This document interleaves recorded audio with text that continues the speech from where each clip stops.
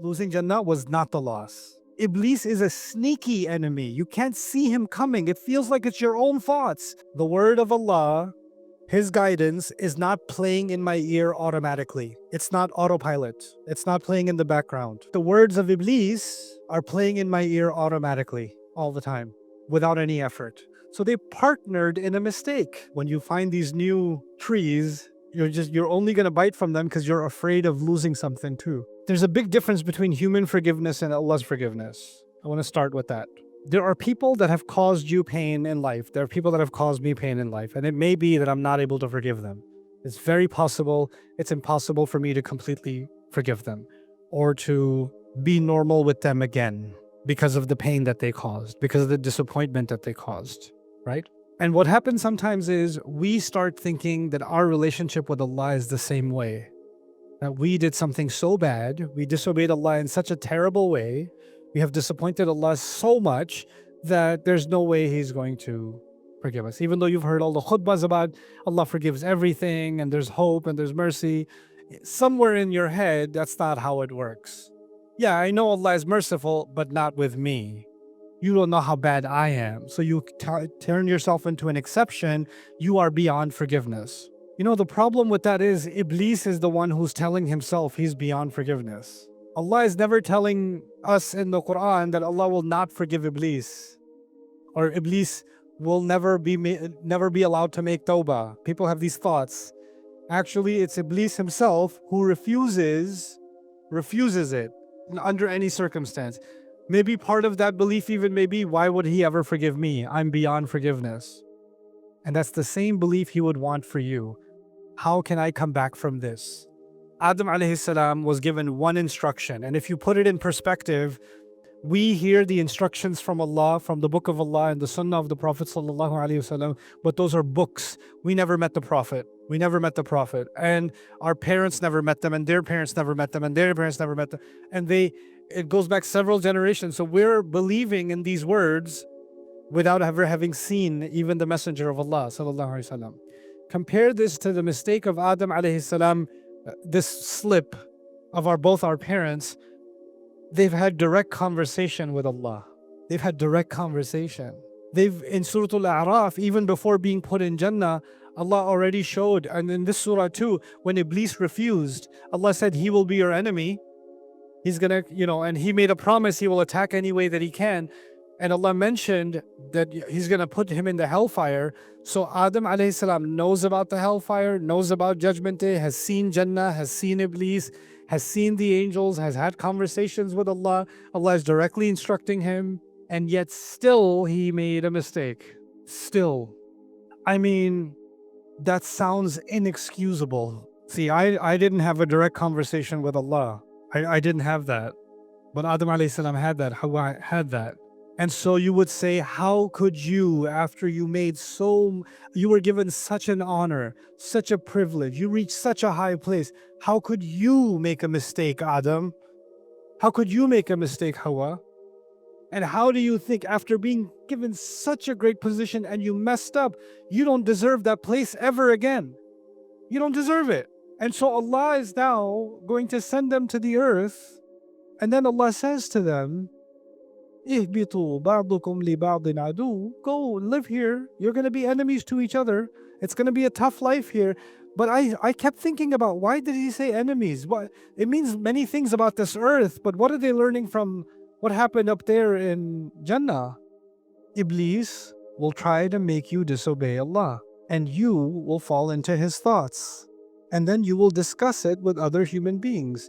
And you might be able to convince other human beings, or you might be able to convince each other. And instead of helping each other become better, you can also help each other become worse. Because they both ate from the tree. You know what that means? They conversed with each other, and they both made it okay for each other. So they partnered in a mistake. And if you partner in a mistake, you're not friends, you're actually enemies. Even though you love each other, you're enemies because you helped each other do something wrong. At the time, you feel like, you meet young people, Muslims nowadays. I'm not going to sugarcoat it for you. You meet Muslims, the guy's like, yeah, I'm a little bit haram relationship, Ustad. What should I do? Little bit haram? Lower age? Lesser font size? A little bit haram. Yeah, Ustad, it's been 3 years and a little bit haram relationship, but I love her a lot. Like, okay, so you want to marry her? No, I'm not ready for that. Okay. So you're ready to send her to hell, but you're not ready to marry her. You don't love her that much. I mean, you don't even love yourself that much. You're okay with destroying yours and somebody else's afterlife, but claim that you love them. Allah is teaching us a new meaning of what an enemy could be. This is the same thing Allah mentioned in Surah Al-Taghabun when He said, "Inna min azwajikum wa awladikum aduwwan lakum." From your spouses and your children, they can be enemies for you. When out of love, when you love someone, and with that love for each other, you're actually helping each other disobey Allah, then you're actually enemies. And Iblis comes, and he doesn't just want men to fight women and women to fight men. Sometimes he wants men and women to love each other, and in that love, do bad things. Like, it's not like Adam and Hawa had a fight with each other and he said, fine. And she said, fine, I'm going to eat from the tree. You know what? I'll eat too. That's not what happened. That's not how it played out. Yeah, Iblis wants people to fight with each other. Sure, that's one of his strategies. But another strategy of his is actually he uses love as a war tactic. He weaponizes love. And so he was successful in doing that with our parents. And that's, Allah is saying, you will be enemies to each other, just like Iblis is a sneaky enemy. You can't see him coming. It feels like it's your own thoughts. You didn't even realize it's Iblis. You thought it was your own thoughts. Little by little by little, podcast by podcast, TikTok video by TikTok video, Instagram reel by Instagram reel. You thought it was you, your thoughts. It was Iblis all along, helping you along with his satanic algorithm. That's what he was doing. The same way, he's so sneaky. The loving relationship actually being a relationship of animosity. You love each other, but you're actually enemies to each other. The reality of you being enemies is so sneaky. It's so you don't even realize you're being an enemy. You think you love someone, but you're destroying them, and they're destroying you, and you're happy with that.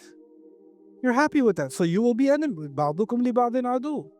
You will live here, you're going to rest here for a bit, then you got to go. Now Allah is teaching us another important lesson. Just like Jannah was temporary, but one of the temptations, how was Adam able to be tempted? There are lots of answers to that. One of the answers to that is Iblis came to him and told him, by the way, listen, the announcement has been made. You've got to go to earth. You know that, right? And Adam may have been, yeah, I know. I was made for the earth. But don't you like it here?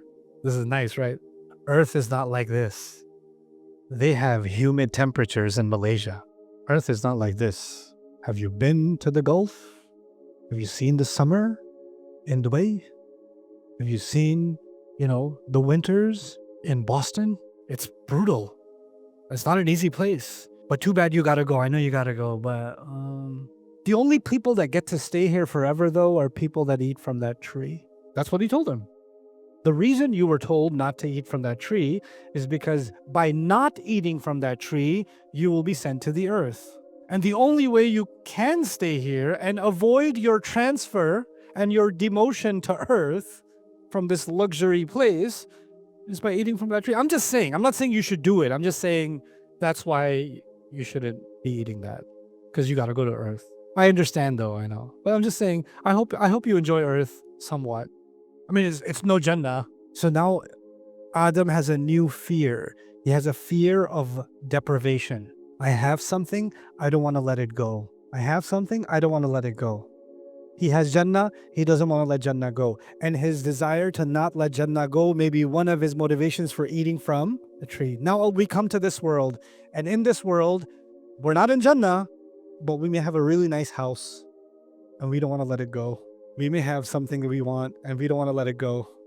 Just like Adam didn't want to let Jannah go, we don't want to let it go. So what did Allah say? وَلَكُمْ فِي الْأَرْضِ مُسْتَقَرٌ. In this earth, there is a place for you to stay temporarily. Remember, this is temporary. No relationship here is permanent. No material things here are permanent. Your parents will not be there forever. Your spouse will not be there forever. Your children will not be there forever. You will not be there forever. Your car, your home, your money, your looks, your social media profile, your money. None of that will be there forever. Don't hold on to it like this is your entire existence. If you don't have this, you have nothing. You're willing to do anything to hold on to this, even eat from the tree so you can hold on to it. Don't do it. Don't do it. Understand that when you find these new trees, you're only going to bite from them because you're afraid of losing something too. It's not just the desire to want something, it's also the desire to hold on to something else. So there's greed and there's also, haughtiness, like wanting to hold on. By the way, the word for that in the Quran is the word shuh. It's a difficult word, shuh. Allah says, وَمَنْ يُوقَ شُحَّ نَفْسِهِ فَأُولَٰئِكَ هُمُ الْمُفْلِحُونَ. People that are protected from their own deep, dark greed and their deep, dark desire to hold on to things that they don't want to let go of. If you can be protected from that desire inside you, those people are the ultimately successful. وَمَنْ يُوقَ شُحَّ نَفْسِهِ فَأُولَٰئِكَ هُمُ الْمُفْلِحُونَ.